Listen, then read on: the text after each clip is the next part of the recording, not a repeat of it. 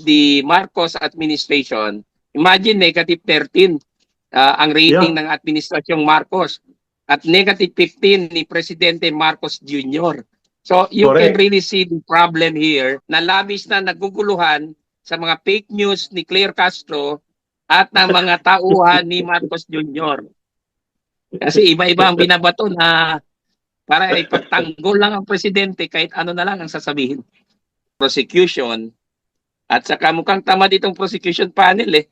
Ang sabi ng depensa, binigay daw ang much of the work sa private prosecutors na kinuha nila.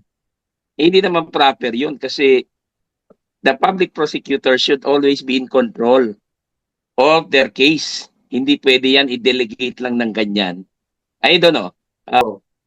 What more dito when the issue is impeachment? Very constitutional ito. And this is something that involves a high official of government, no less than the Vice President, Sara C. Duterte. So, nakakahiya itong ginawa nila. They think that they can just tinker with the Constitution. Bawal po yan. The Constitution is very clear. The presiding officer shall be the Senate President.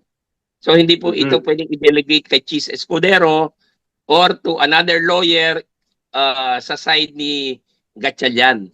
Kaya kung ako kay Gatchalian, mag-resign na lang as Senate President dahil hindi niya magampanan ng kanyang trabaho at mapapahiya siya pag siya ay umupo as presiding officer dahil hindi siya makarule sa mga objections, sa mga motions and other incidents that will crop up sa trial proper. And there will be numerous, Eric, napakarami yan. From my experience sa mga impeachment, napakaraming mga incidents, motions, objections, and arguments na magkakarap up dyan. Correct. So, I really pity the situation and Sherwin Gatchalian pag nangyari yan. Tapos na ba ang proseso ng pre-trial sa patungkol sa kaso ng pag-proceed na ng impeachment trial ni Vice President Sara Duterte sa Senado at ano po ang iyong mga nakitang mahalagang obserbasyon na kailangan pong may paliwanag sa taong bayan in the last 4 days or 5 days na naganap ang pre-trial conference na ito. Attorney Maniluna. Well, first and foremost, meron tayong objection dyan sa closed door na pre-trial conference na ginawa nila. Kasi hindi dapat closed door eh. You can bar the public from physically being present doon sa venue dahil maliit lang yung lugar. But it should have been open live via internet, no? Para or through television para makita ng buong bansa na fair ang proseso at sinusunod talaga yung rules at ang constitution. Pero ang nangyari is that closed door session sila dyan or meeting at ang nag-preside ay si Attorney Bantog. I know Attorney Bantog, the Secretary of the Senate, and nagkaroon ng mga issues dyan eh.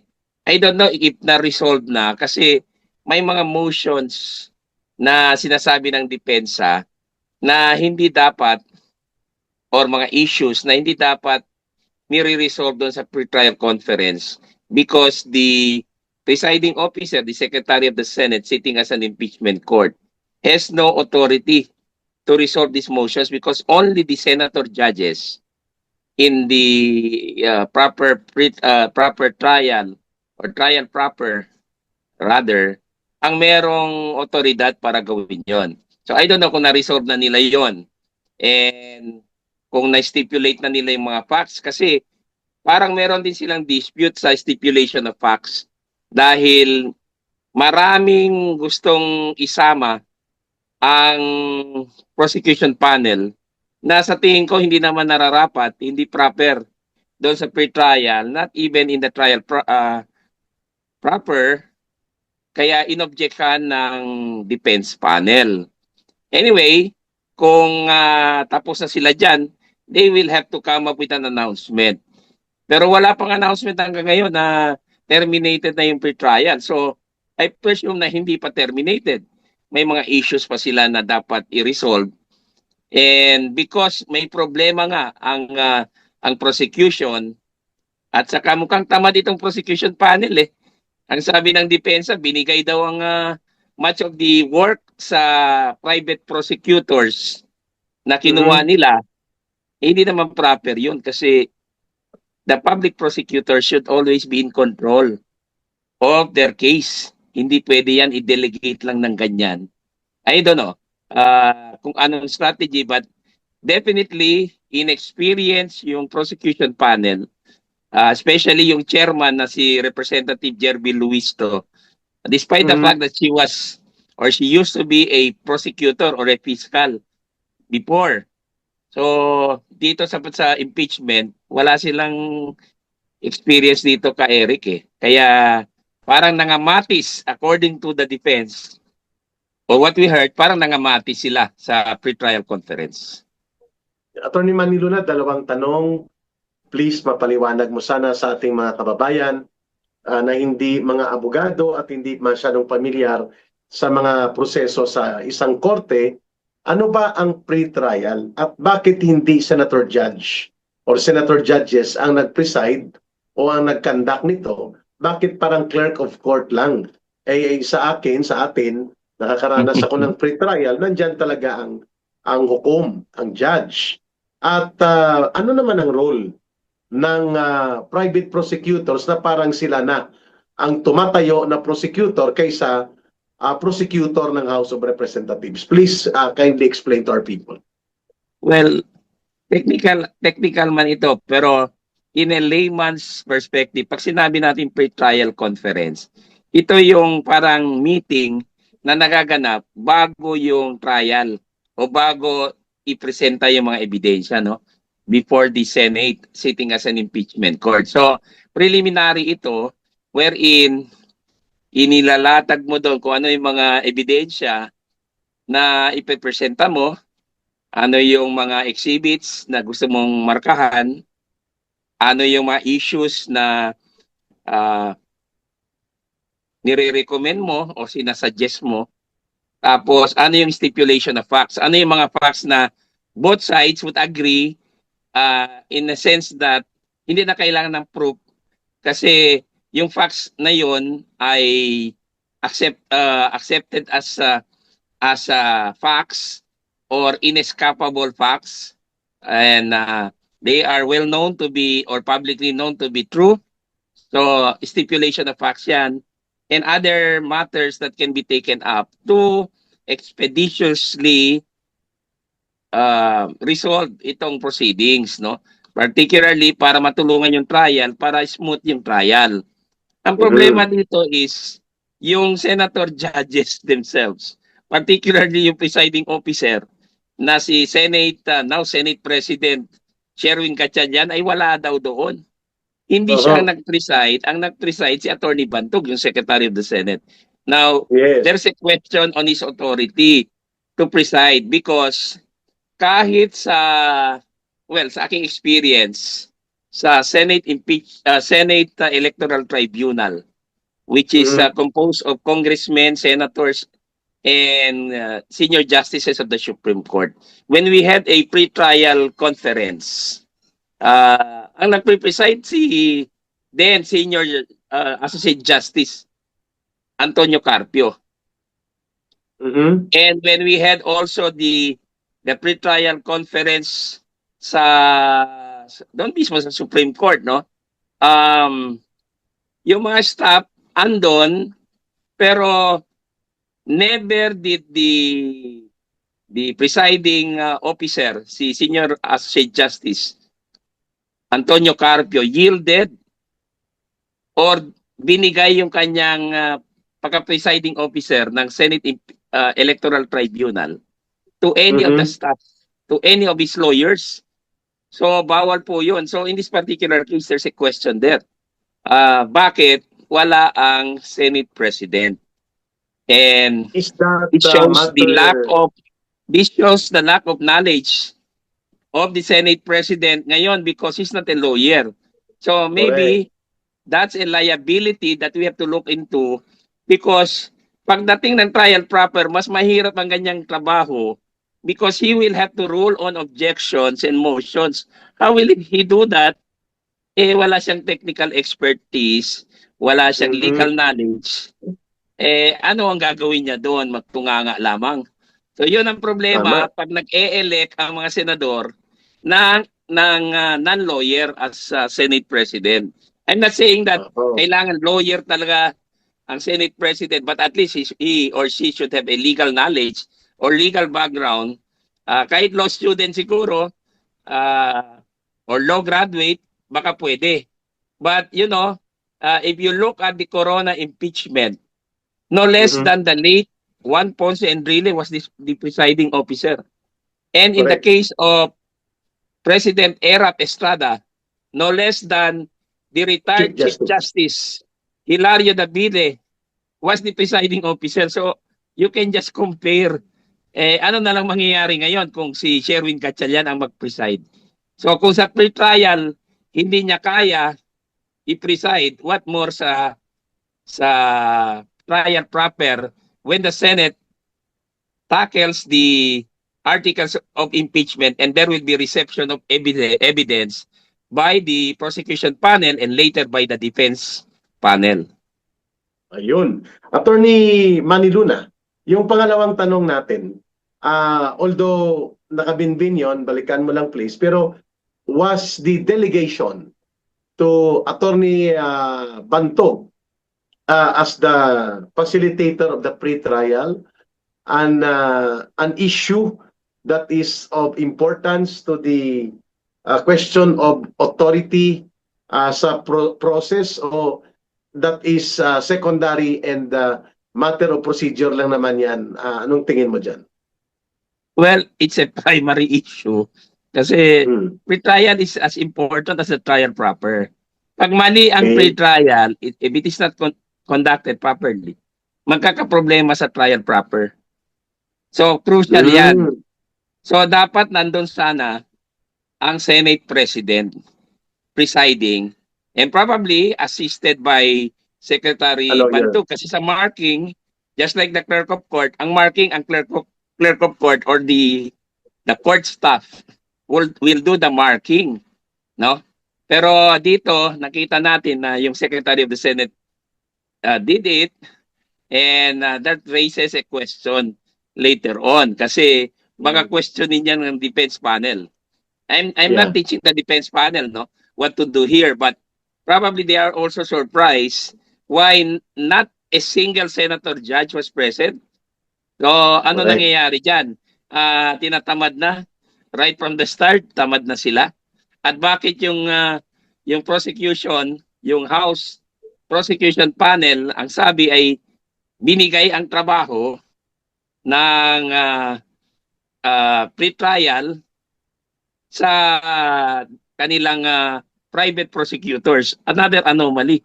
So, Eric, there's really something very wrong here. It shows the lack of experience and lack of competence nitong House Prosecution Panel.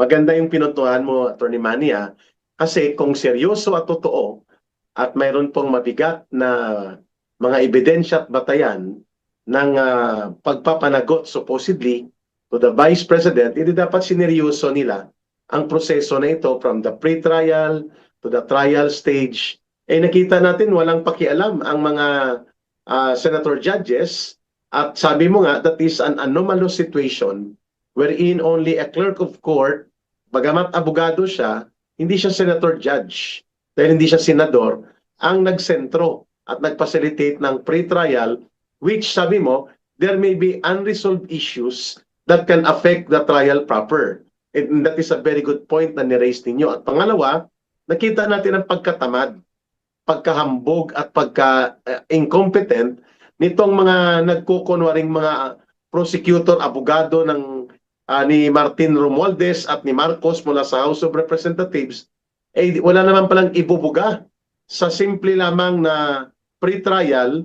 Ang nagtaguyod nito ay mga private prosecutors. Attorney, to what extent can the private prosecutors get involved in the actual process of the impeachment trial and pre-trial. Hanggang saan lang ba dapat sila? Sila ba ay pwedeng magkaroon ng deliberative and argumentative authority, or they have to be only assisting and secondary role to the primary role of the House panel of prosecutors? Well, sa experience ko kasi umupo ako as assisting private prosecutor sa impeachment ni late Chief Justice Corona, no, on the side of the prosecution. Meron akong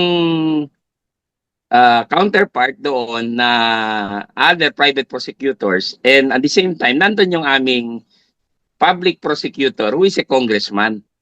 So ang overall control kasi dapat nandun sa kongresista na miyembro ng prosecution panel ng House.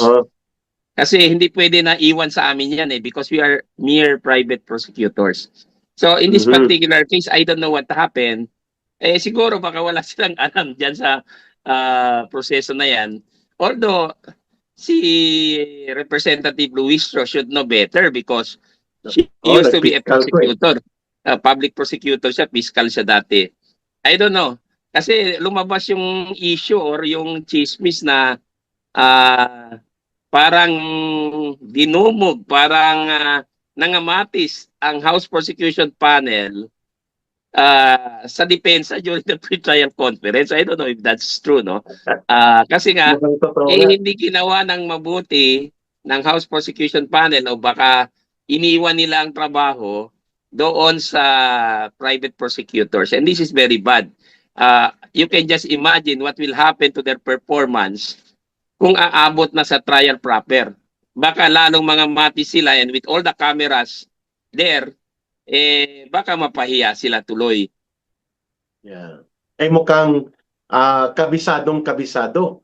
Seasoned litigation lawyers, trial lawyers ang nasa team ni Vice President Sara Duterte, Attorney Manny Luna, and knowing itong Narbasa Fortune Law Office ay isa ito sa top law office or law firms sa ating bansa. You know that bilang abogado, having their Siegfried Fortune at ang anak ni dating Chief Justice Andres Narbasa.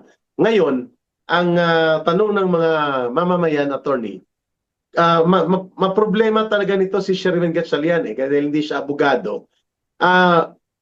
May nauna kang sinabi na under the Constitution, the Senate President is the mandatory presiding judge and presiding officer of the Senate Impeachment Court should there be an impeachment court that shall be convened. But hindi naman daw, sabi ng ibang mga abogado, ipinagbabawal na mag-delegate sa isang lawyer, senator, judge para mas maayos ang pag-preside. How do you look at that very important issue sa pag-preside ng Senate Impeachment Court, having there a non-lawyer, non-experienced in trial procedures na kagaya po ni nagpumilit siya maging Senate President ni Marcos, itong si Sherwin Gatchalian, at anticipated naman nila na may impeachment trial na mga ganap. Ano pong pananaw mo dito, Attorney Manny Luna? Well, knowing the difficulties that a non-lawyer presiding officer would encounter, sana pinabayaan na lang niya si Senator Alan Peter Cayetano to remain as Senate President because Senator Cayetano is a lawyer. Now, only question kung pwede bang i-delegate yung function ng Senate President as presiding officer to another senator judge. The answer is no. Bawal po yan. Hindi po yan ordinary proceeding. Kung sa korte nga, the judge cannot delegate to the clerk of court. Di ba? Okay. What more dito when the issue is impeachment? Very constitutional ito. And this is something that involves a high official of government, no less than the Vice President, Sara C. Duterte. So, nakakahiya itong ginawa nila. They think that they can just tinker with the Constitution. Bawal po yan. The Constitution is very clear. The presiding officer shall be the Senate President. So, hindi po ito pwedeng i-delegate kay Chis Escudero or to another lawyer sa side ni Gatchalian. Kaya kung ako kay Gatchalian, mag-resign na lang as Senate Correct. President dahil hindi niya Lalo pa magampanan may ng kanyang trabaho at mapapahiya siya pag siya ay umupo as presiding officer dahil hindi siya makarule sa mga objections, sa mga motions and other incidents that will crop up sa trial proper, and there will be numerous, ka Eric, napakarami yan. From my experience sa mga impeachment, napakaraming mga incidents, motions, objections, and arguments na magkakarap up dyan. correct. So, I really pity the situation and Sherwin Gatchalian pag nangyari yan, na wala siyang magagawa doon at tutunganga na lang siya. Oh. Yeah. At ang mangyayari niya na Atty. Manny Luna, makikita ang comparison ngayon sa pagitan niya at ni Senator Alan Peter Cayetano na napakalayo, incompetent at walang kapabilidad, walang kapasidad, even dito sa role sa impeachment. Ngayon ang tanong, Atty. Manny Luna, kung hindi niya i-relinquish yan, hindi siya magre-resign dahil makapal ngang mukha nito ni Gatchalian, may panawagan na mag-resign siya kasi ginamit niya itong koneksyon sa pagiging Senate President para mapagtakpan at matakasan ang mga involvement nila sa anomalya sa mga transaksyon sa gobyerno involving billions of pesos na pananagutan sa gobyerno. Well, that's another issue. Ngayon, can the presiding officer, siya, na hindi abogado, malamang mangungonsulta siya sa mga abogado na nandyan sa Senado at ang kaberks niya, kabarkada niya sa Marcos Senators, si Chis Escudero at saka si Kiko Pangilinan. But they cannot sit beside him, right? They cannot, but they can Yes. be consulted when the ruling shall be made. Pwede ba yon? Well, consulting with fellow senator judges is okay. Yeah, pero ultimo maliit na bagay, simple motion, kailangan pang i-consult niya. That will take the proceedings forever to finish. Hanggang kailan tayo maghihintay matapos yan? Di ba? Every time na may motion, he will consult because he does not know what to say. He does not know how to rule, whether to sustain Natawa ko doon. or to deny the motion, or to rule on the arguments by both sides, to be the referee, and to simplify certain arguments. Paano niya gagawin yun? Kung mag-consult siya every time merong mag-crop up, and there will be hundreds of incidents or motions that will come out later, matatapos na lang ang termino nila. Hindi pa tapos ang proceeding.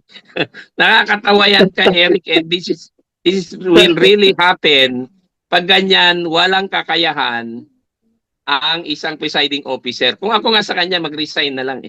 Reorganize and give back the presidency of the Senate to Senator Alan Peter Cayetano para hindi na mapahiya ang Senado. Yan. At sa tingin ko, this will also be a political judgment on the part of Gatchalian na sa sobrang pagpakatuta at pagpapagamit niya kay Marcos at kila Romualdez, ayan, napasubo tuloy siya. Hindi mabubukulan siya dito.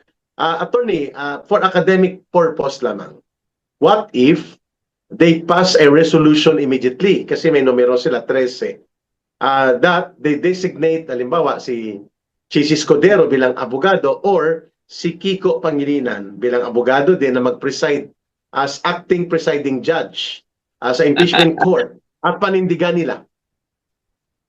How can there be an acting presiding senator judge or presiding officer if the Senate President is present and alive? Nakatawa yan. The defense will raise the objection and they will not participate kung hindi yan makorek. And they can bring the proper petition to the Supreme Court questioning that. Doon pa lang magiging void na yung proceeding na yan.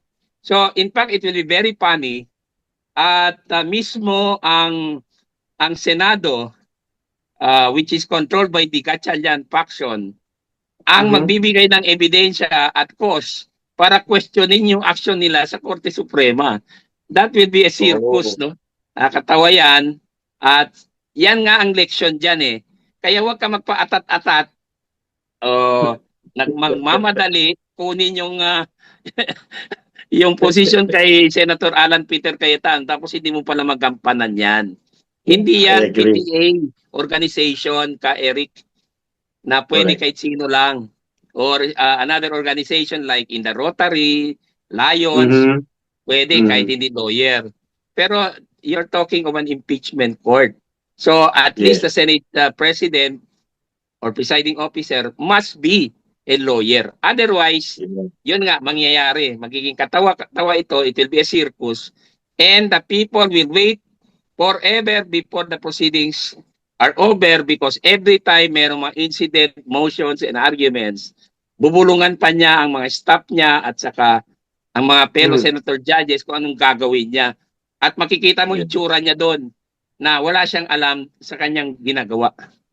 With all due You were respect, saying, Attorney Manilo, you were saying na kapag ipilit nila na mag-designate ng acting presiding judge, senator, na abogado, like for example, for the discussion of this point, Chis Escudero, you were saying kanina na pwede na mag-walk out at magdeklara ng nullity and pagiging void ng proceedings and they will proceed now to the Supreme Court ang defense team ni Vice President. You were saying that that can be a possibility of the nullification and declaration of being void at walang visa ang proceedings. Kung ganyan ang mangyayari, it will more in the favor of the Vice President and her legal defense team. Tama bang kuha ko? yeah, it will be a blessing in disguise for the Vice President. So, yung spectacle na yan na mangyayari ay kasalanan ni Senator Gatchalian at ng mga kasama niya. Mhm. Kahit sabihin nila unintended, pero alam nila na may liability ang isang senator judge pag hindi siya lawyer tapos magiging presiding officer siya. Hindi pwedeng i-delegate yan because the Constitution prohibits it. At pag nangyari yan, gaya nga ng sabi ko, pwedeng mag-walk out with the objection and then mag-walk out ang mga defense team and bring the matter before the attention of the Supreme Court. Oh, malaking issue pala yan ha. Mga kababayan, this is not just simply a matter of procedural debate but rather an essential element na magiging mahalaga sa kabuuan ng impeachment trial. Well, iwan muna natin ito, Attorney Maniluna, pero may last question tayo bago pong panghuling tanong namin sa iyo dito sa patuloy na pang-aabuso ni Ombudsman Boying Rimulya sa kanyang poder at kapangyarihan. Those unresolved matters and issues in the pre-trial can still be raised in the trial proper dahil hindi man mapagdesisyonan yon ng clerk of court lang na walang senator judges. Tama ba pwedeng i-raise doon sa proper trial? Yes, in fact, that will be proper bago ang pagsisimula ng trial proper. They can convene and resolve muna ang mga motions kung meron man before proceeding to the trial proper. Kasi hindi maganda kung mag-trial proper ka and then there are incidents there that are of substantive nature which will affect the entire proceedings. For example, yung issue ng presiding officer, baka i-raise ng depensa yan. So, paano nila yan na gagawin kung diretso sila mag-proceed to trial proper? That should be resolved. Now, if the defense motion questioning the issue of who is the proper presiding officer is denied, the defense can file a motion for reconsideration orally or verbally doon mismo. And if that is denied, they can go up to the Supreme Court on a petition for certiorari and prohibition with a prayer for a temporary restraining order or preliminary mandatory injunction. Okay, klaro. And other issues like matters of evidentiary rules like pinapapilit pabuksan ang mga bagay na covered ng bank secrecy law, ng data privacy protection law, on the part ng prosecution, pinipiga nila ito na gawin at mukhang hindi napayagan, including ang ridiculous witnesses like ang hindi pa impeachable official si Sara Duterte na sheriff na nakaengkwentro niya sa Davao ay inilista sa mga witnesses, mukhang hindi ito na rule Sa tingin mo, these are still valid points that must be ruled upon and be raised again doon sa trial proper on July. Well, they will be raised there. Kasi proper yan eh. Hindi pwede mag-proceed na hindi nire-resolve yan. These are very essential matters which will affect the validity, the legality of the proceedings. So again, ang problema dyan is the presiding officer, how will he rule? Itong mga motions na ito, of course, pag ang motion ay medyo mahirap, pwede naman siya mag-consult sa senator judges and they can vote. Wala namang problema. But yung mga maliliit na motion na incidental, paano niya i-dispose ito? And sabi ko nga, it will take forever before the Senate can finish this at tapos ang term nila. So, panalo na si Vice President Sara Duterte. You know, this is a liability on the part of Senator Win Gatchalian eh. Atat na atat maging Senate President eh. Kasalanan niya. Hindi naman kaya. Oo. Natatawa lang kami ni Atty. Maniluna, pero these are serious matters na ina-anticipate natin na magiging malaking issue ito sa buong bansa, lalo na bubuksan ito sa publiko. Atty. Manny, last question on the impeachment side. Pwede bang maging executive session type ito o kailangang mandatory open to public through media coverage? Bawal ang executive session sa impeachment. It should be public. Bawal po yan. Claro. Not only in practice and tradition, but also because of the due process requirement.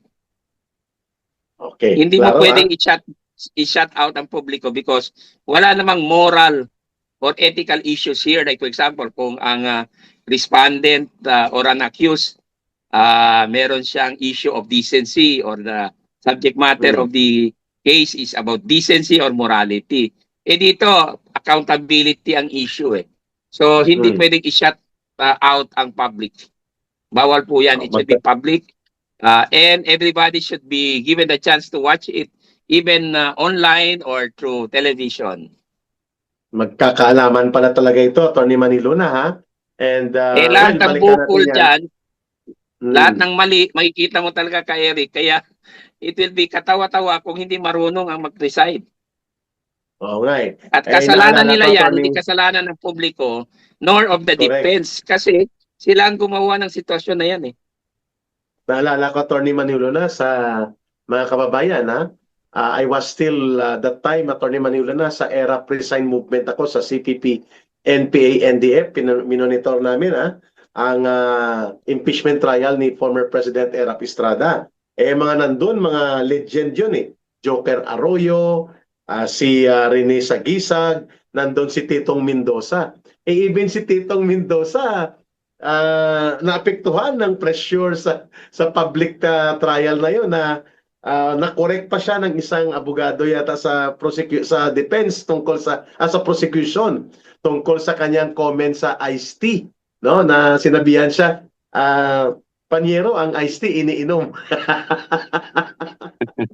So, even in those matters, na mga seasoned lawyers yan na mga legend, nagkakaroon ng slip of the thought sa trial na yon. Legendary yun, Atty. Maniluna. I know, nakita mo yon, yung panahon na yon, nasubaybayan mo, nandun po yung mga talagang mga kampilan sa larangan ng tinatawag na legal and litigation procedure sa buong bansa. Atty. Maniluna, do you see any whatever expectation na may ganong brilliance na magaganap dito sa trial na ito kung ikukumpara yung trial na yon nung panahon ni Erap Estrada? Hindi man sa ano, no? Sa tingin ko wala sa kalidad ng mga previous Senate or senators itong present crop of senators. Malayo eh. And hindi naman dahil gusto lang natin i-down sila.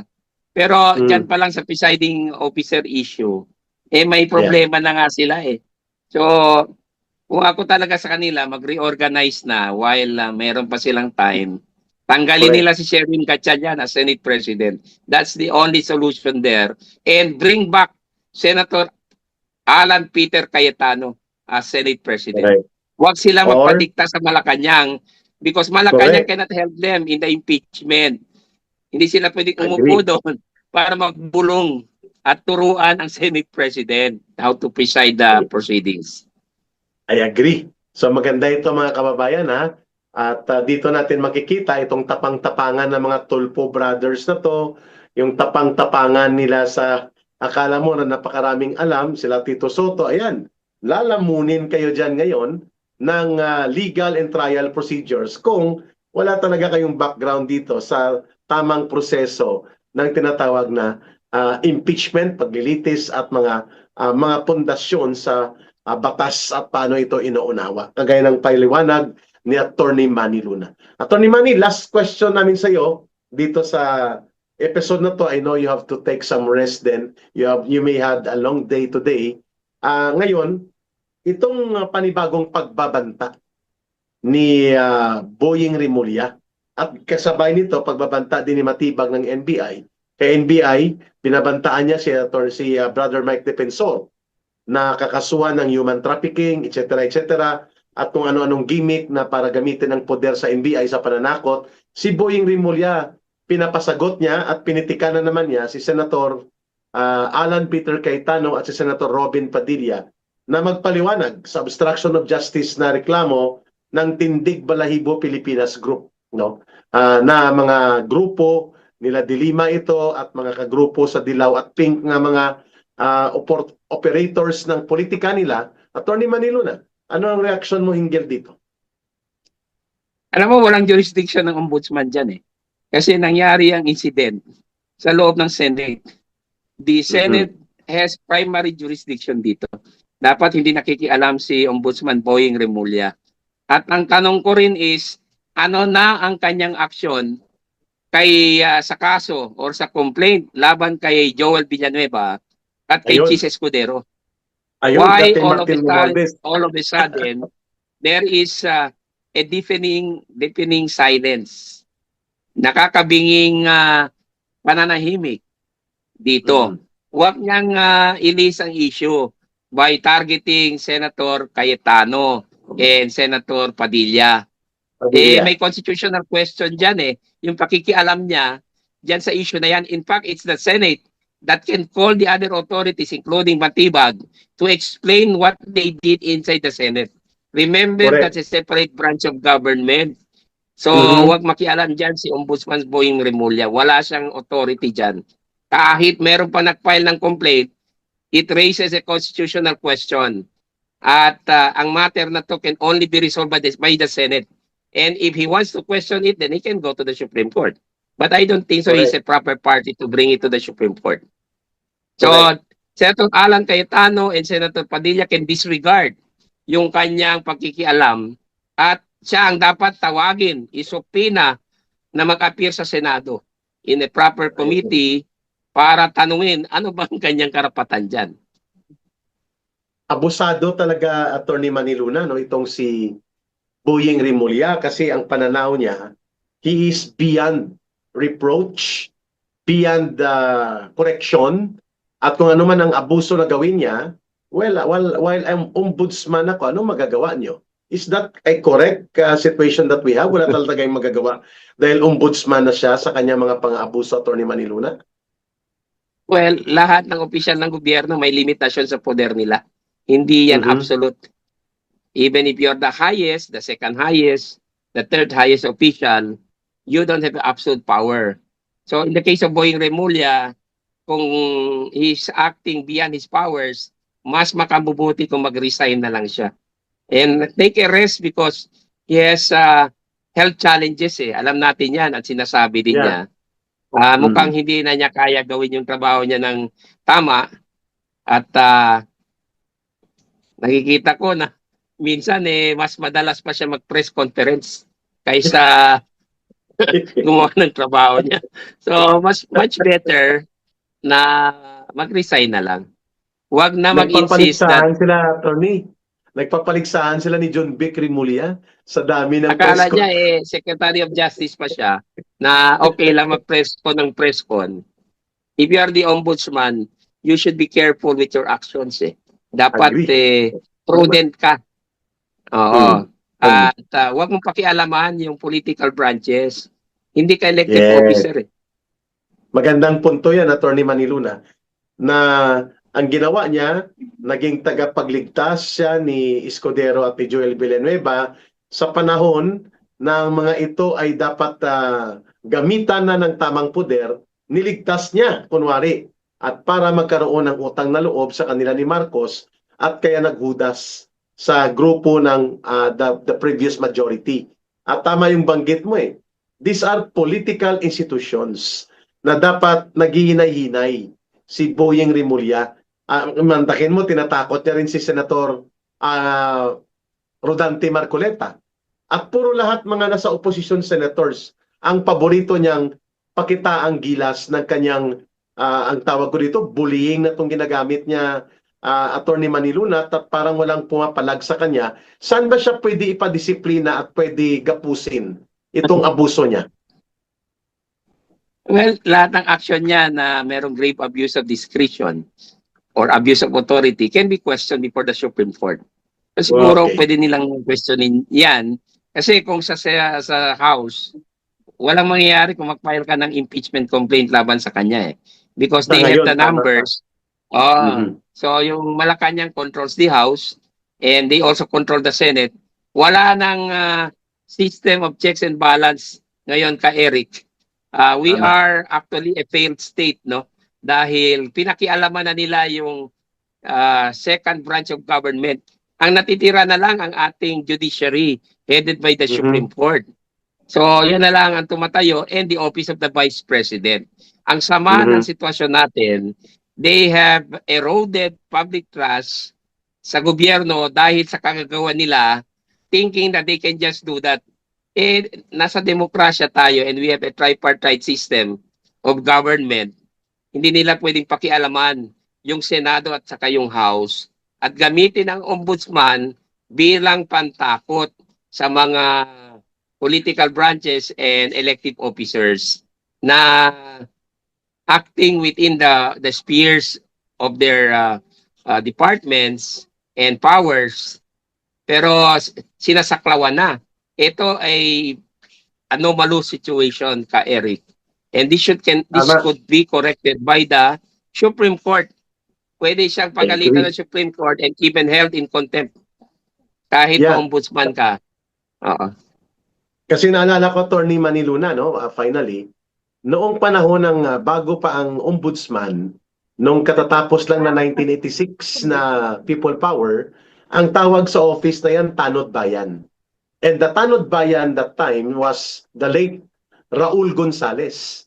And therefore, Attorney Maniluna, nang magkaroon ng problema si Raul Gonzales, dinisiplina siya ng Korte Suprema. I remember that.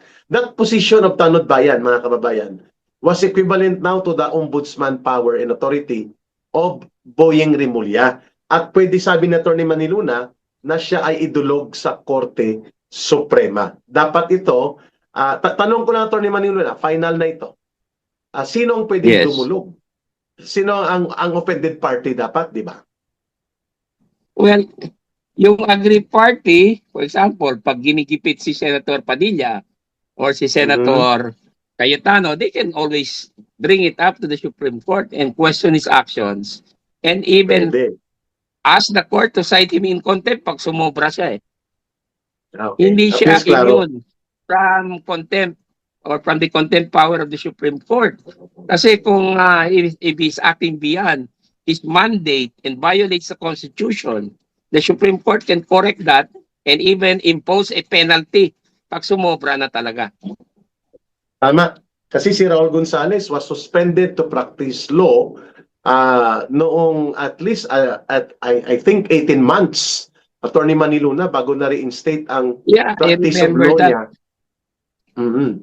Yeah, that's a lesson in history. So, Boyeng Rimulya should better review the Gonzales case. Baka mangyari yan sa kanya. And he should be careful with his actions Hindi ibig sabihin na ikaw ay ombudsman. You are the most powerful person on earth already. No. Yeah. The more dapat responsible kang officer. Hindi mo dapat ginagamit yung poder mo para gipitin or mag-persecute or mag-harass. It should be exercised responsibly in accordance with your mandate and the Constitution and the law. Hindi Yun. katulad ng ginagawa ng House Prosecution Panel. Binayolate na yata lahat ng batas para maisulong lamang yung bogus articles of impeachment laban kay Correct. Vice President Sara Duterte. I agree. Attorney Maniluna, it's always a pleasure to get educated by you kasama ang taong bayan sa pagbibigay mo ng mga pananaw legal at mga pananaw sa pagpapaliwanag sa kalagayang politikal ng ating bansa. Sa perspective ng tamang karapatan at kabutihan ng mamamayang Pilipino, tinitingnan mo ang mga issue na ito. Your final words for this episode ng Bigwas ng Agila, and please announce to the people that you are in the endeavor right now to build nationwide, unti-unti lang, kasama ang mga mabubuting abogado kagaya mo, itong Lawyers for Good Governance. Go ahead po, Attorney Maniluna. Well, nagpapasalamat tayo sa Bigwas ng Agila for this second interview at napapanahon din ito ka Eric. And I believe that we have contributed to the enrichment of the issues that we tackled today. At sana ay palagi kayong manood ng Bigwas ng Agila para you will always be updated on the latest issues and developments. Ako naman, on my part, I'm happy to contribute what I know and the experience that I had as a practitioner and as an impeachment counsel for several impeachment proceedings. At para maayos naman ang nangyayari sa atin in a way by sharing the right information. Kasi maraming mga misleading information, fake news na lumalabas. Ang akala ng iba, ang ginagawa ng gobyerno ay tama na when they violate so many laws and regulations and there is really no good governance na nangyayari. Kaya tumaas yung dissatisfaction ka Eric, no? Yeah. There are more people dissatisfied and distrustful of the Marcos administration. Imagine negative 13 ang rating ng administrasyong Marcos at negative 15 ni Presidente Marcos Jr.